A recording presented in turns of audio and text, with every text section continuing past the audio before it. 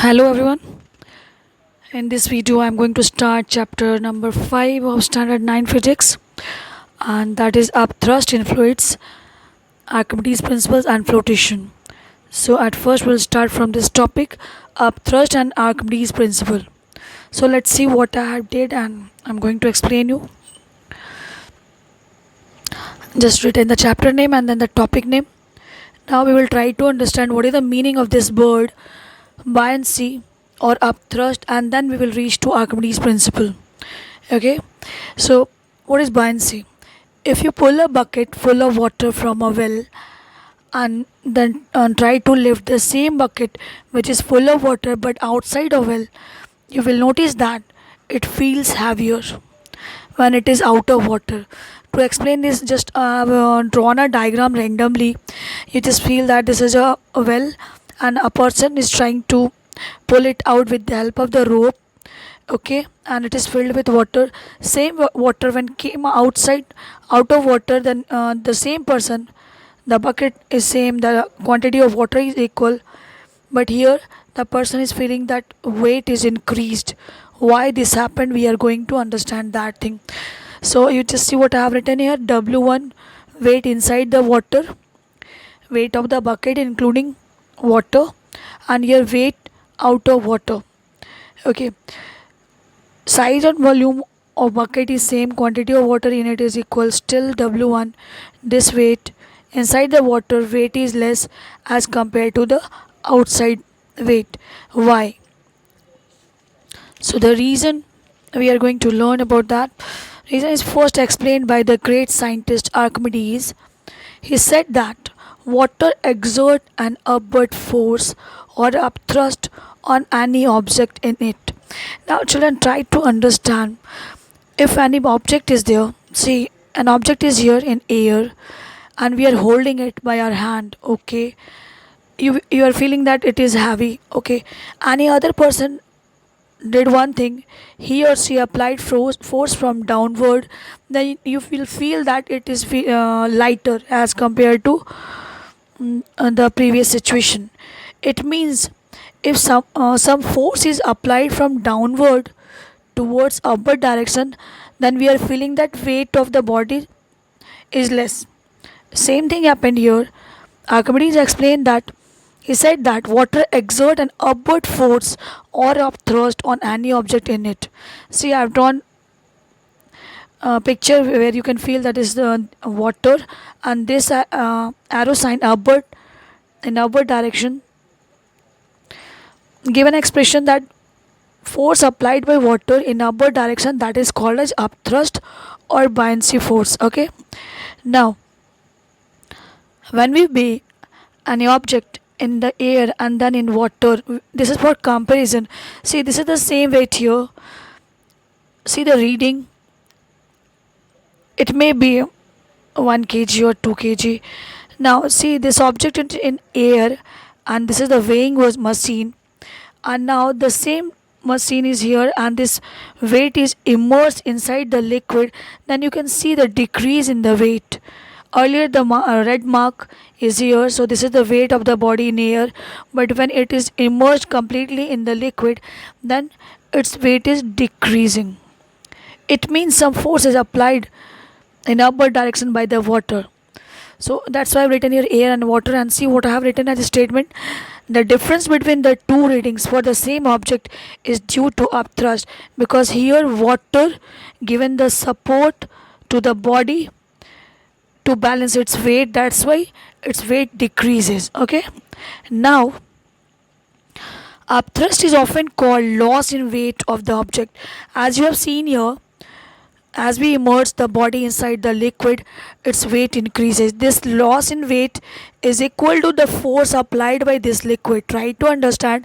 In my next video when I will start Archimedes principle, there also I am going to explain. I will show you the demo also on it, that the loss in this weight of the body inside the water is equal to the force applied by the water or any liquid.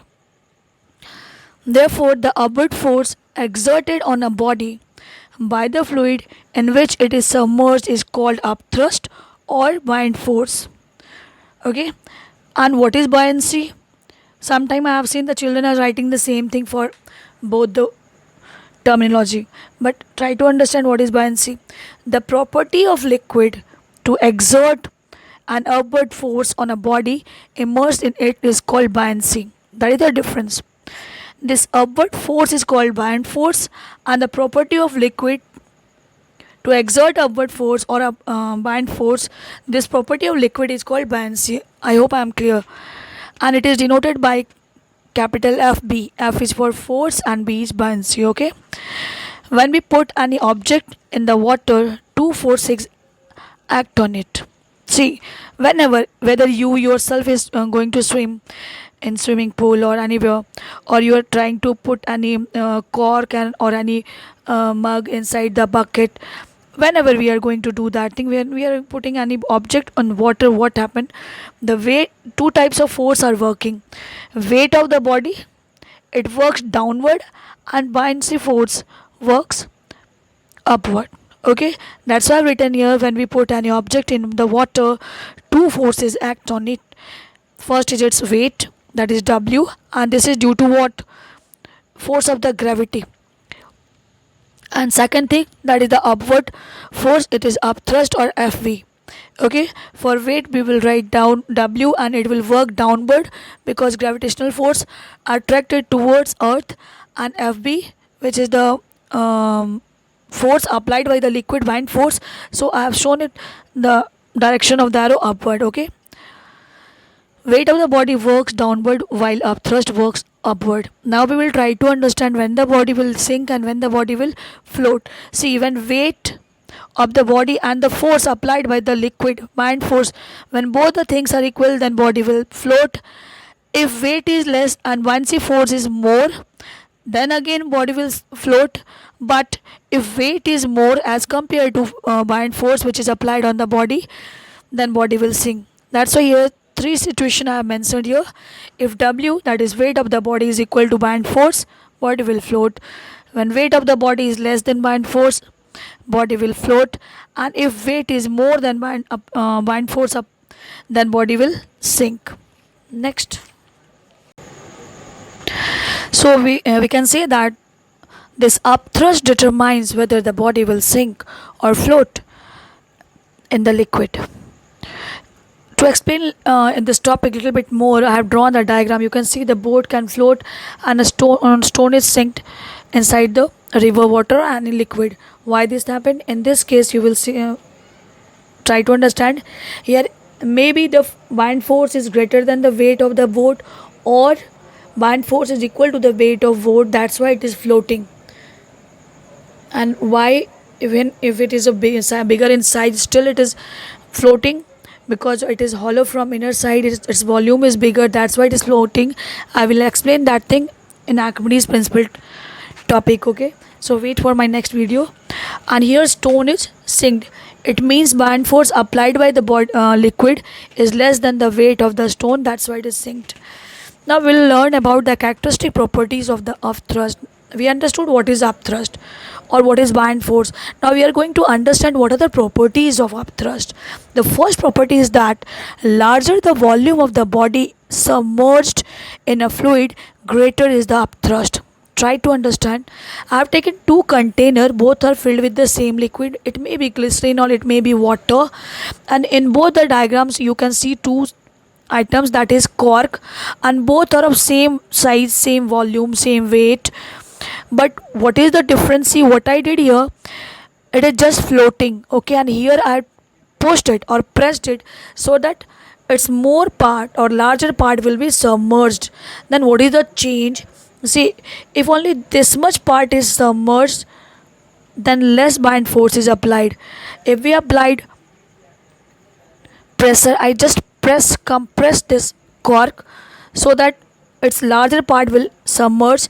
It means now cork's larger part is submerged, then the buoyant force applied by liquid is also greater as compared to this one. So see what I have written here, lesser part is submerged in water, if it will experience less upthrust, and here larger part of the body is submerged, it will experience more upthrust. What I want Even if I will apply pressure on the cork and I want to press it till the base of the container, the body will experience greatest upthrust when we will try to press it and bring it here till the bottom of the container. At this point, this body will experience the greatest upthrust.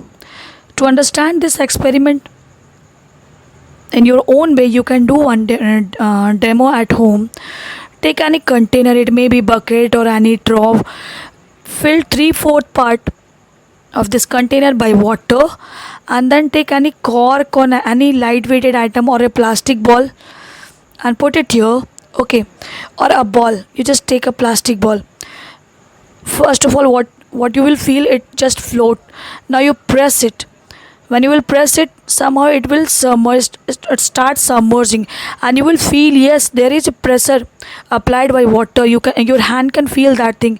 Again you press it and try to bring it up to this point. You will feel, yes, now the buoyant force applied by the liquid is increasing. Up to this, you just do the practical, that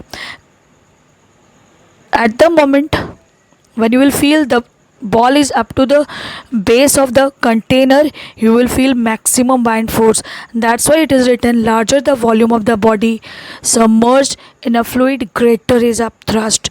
Now see the second property. For same volume inside the fluid, more the density of the fluid, greater is the upthrust. Now if you will think, try to understand the line first of all. Same volume, we have taken two containers and both are filled with two different types of liquid. You may think here is water, okay, and here is glycerine. Then what will happen? In both the container we have taken half liter of the liquid. It means volume is equal, and this object, same object at both the places, maybe plastic ball or any atom. Now what? Inside the fluid, more the density of fluid, greater is the upthrust. Now this will be, because I have written here low density liquid, yeah, so this is water, and high density liquid, so this is glycerine or ghee, anything, any liquid which is having more, or milk. You can take milk also. So here you will feel less upthrust, and in this case where the density is more, you will feel more upthrust. That's why when you will put any body, you can see the position, it is little bit submerged, while it is submerged more as compared to this one, because here greater upthrust is applied. That's why body is on top, but here less upthrust is applied because density of the liquid is less. That's why this is the second property of the upthrust, that for same volume inside the fluid, more the density of the fluid, greater is the upthrust. Now third point, the upthrust acts on the body in upward direction at the center of buoyancy, that is the center of the gravity of the displaced liquid. What is the meaning of this line? I am going to explain that thing. For that, what I did, I have drawn two diagrams, children. First of all, you try to understand, for any body, whatever you can see, any body, this its center of any body, even our human body, anything, bed, book, pen, anything, this point, the center point, is named as what? Center of the gravity of the body, and it is generally denoted by G. Okay, so I'm going to explain about that thing, what is going to be happened here when we will submerge any body in the water completely or partially. What happened? Try to understand. We are going to learn about the center of the buoyancy. When a body is completely immersed inside a liquid, the center of the buoyancy, that is capital B, coincides with the center of the gravity of the body, G. Try to understand, children, what I'm going to explain. This is the body, and we know that center of the body is capital G, that is the center of the gravity of the body. This body center point is capital G. But as it is completely submerged, it means center of buoyancy is also the same point. Okay, B and G both lies at the same place, that is the center of the body. But if we will submerge only 3/4 part or half part, then what will happen? Still G, that is the center of the body, center of the gravity of the body is at the center of the body, but B, that is the center of buoyancy, is not at this place. It is at the center of this part which is inside the liquid. I hope I am clear what I am telling you. Center of buoyancy is which one? That part which is inside the water. Center of that part will be center of buoyancy. Okay, so for this body, capital G is still at the same place, that is the center of this body, but capital B, that is center of buoyancy, is not at G, it is below G, because only this part is submerged. Okay, so when a body floats with its part submerged, the center of buoyancy, capital B, is at the center of gravity of the immersed part of the body, which lies below the center of the gravity of the body, capital G. Okay, now we will try to understand the formula of upthrust, how we will calculate upthrust. For that you have to memorize this thing, that upthrust or the buoyant force applied by the liquid is always equal to the weight of the displaced liquid. What I am telling you, upthrust, how much force is applied on the body? When we submerge this body inside the liquid, so you just think this body displaced some quantity of water or liquid, weight of that much liquid is equal to the force applied on this. Am I clear? I hope so. See, for explanation of the formula, what I did, I just take an example from your book only, so that it is easy to understand. See what I did, I'm going to show you the formula of thrust. For that, what I did, I have drawn a diagram. There is a cylindrical body, its name is PQRS. We have named it as PQRS. Okay, this is the upper surface of the container, so I've named it as PQ, upper surface, and SR, lower surface. Now see, this is the level of the water, so its upper level of the body which is submerged inside the liquid, its upper surface is at H1 depth. Try to understand, children. Upper surface of this container is at H1 depth from the free surface of the water. Okay, and lower surface of the container is at H2 depth from the free surface of the water. I hope it is clear here. H1 is not height, it is depth from the free surface. From here it is H1, and from free surface the lower surface is at H2 depth. Okay, here pressure P1 is applied from top. Okay, downward it is applied. Okay, and at the lower surface, from the below upward force, that is buoyant force, is applied. And I have, so let's see how we'll calculate that. What I have written here, from here I have mentioned pressure applied is P1 from top on the upper surface, this is P1, and from below in upward direction the pressure is P2. At depth H1, means here pressure is equals to H rho G, that is the formula. H is the height, depth, rho is the density of the liquid, and G is acceleration due to gravity.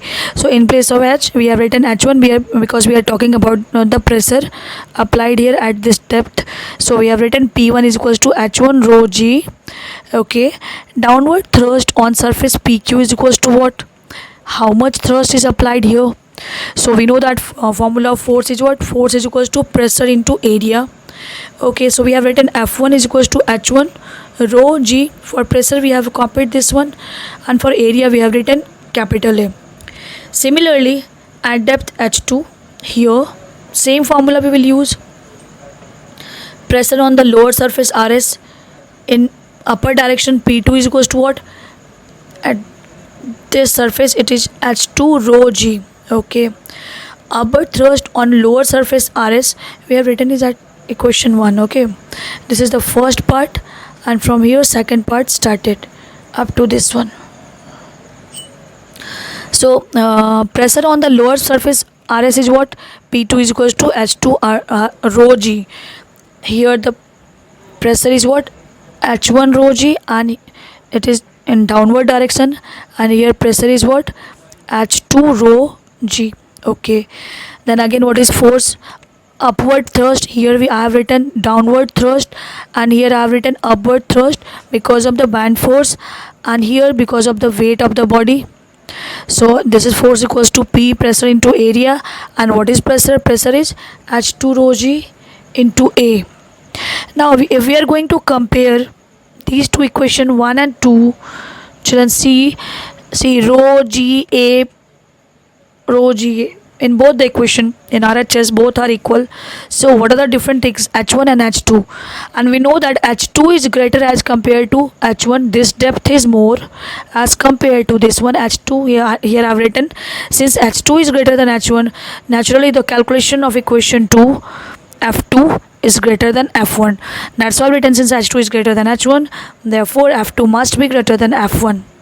It means force applied by liquid band force is more as compared to the force applied here from the upper part in downward direction. Therefore, what is the resultant upward thrust? That is band force on the body. We have written FB, that is band force, is equals to F2 minus F1. This is the resultant force. We just put the values H2 rho GA minus H1 rho GA. We will subtract what is the common area we have taken as common, and h2 minus h1 is in bracket, and again rho g is outside the bracket. Okay, now what, now I have mentioned here, we know that volume means what, area into height, and h2 minus h1 is what, if we will subtract these two, see children, if it is the height, h2 not height, depth, and this is h1, if we will subtract this thing, it will give you the height of this object, right? This depth minus this depth will give you the height of this object. So I have written volume is equals to area into height, that is V is equals to A into H. So similarly we can write here, in place of A into H2 minus H1 we can write volume, because volume is equals to area into height. Okay, and H2 minus H1 is the height of the object, and then copied rho and g as it is, and also mentioned here V is the volume of the immersed body, rho is the density of the liquid, and g is acceleration due to gravity. Okay, now since FB, that is band force is equals to what, V rho g, just copied here, and now V into volume into density is equal to mass, that we have learned in earlier classes in standard 8 as well as in standard 9 also in previous chapters, that volume into density will give you the mass. So in place I have written both the things, see only written the full name in place of the symbols.